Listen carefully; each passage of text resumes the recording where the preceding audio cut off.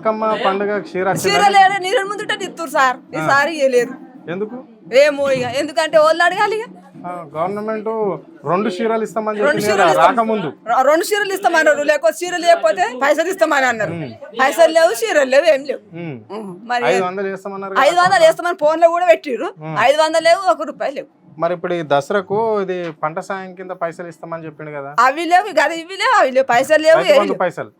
అవి లేవు కదా చెప్తున్నా కదా సార్ రైతు బంధు పైసలు లేవు ఏ లేవు ఇంకా 2000 మాత్రం పడ్డాయి 2000 3 పైసలు ఇంకా ఇదే ప్రభుత్వాన్ని ఏమనాలి మరి ఇట్లా మాట ఇచ్చి మాట తప్పితే మనం అప్పుడు చెప్పినప్పుడు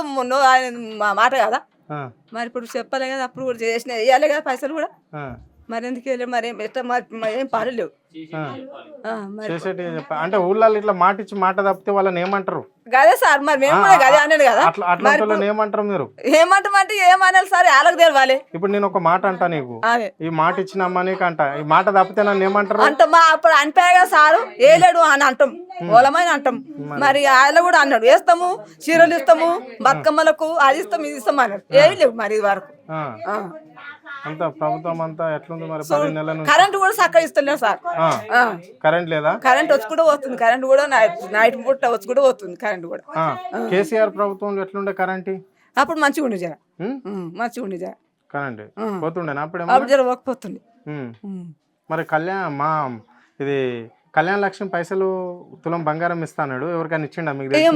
మాకు తెలియదు కదా తెలియదు సార్ మరి ఉచిత బస్సు ఎట్లా ఉంది ప్రయాణం తిరిగేటోళ్ళకి ఎరక సార్ మేము ఎప్పుడన్నా ఒకసారి పోతాం మా అమ్మ ఇంటికి తిరిగేటోళ్ళకి ఎరక పోయేటప్పుడు ఎట్లా అనిపించింది పోయేటప్పుడు అంటే అప్పుడు ఉండే కిరాయి ఉండే ఇప్పుడు వేరుగా పడుతుంది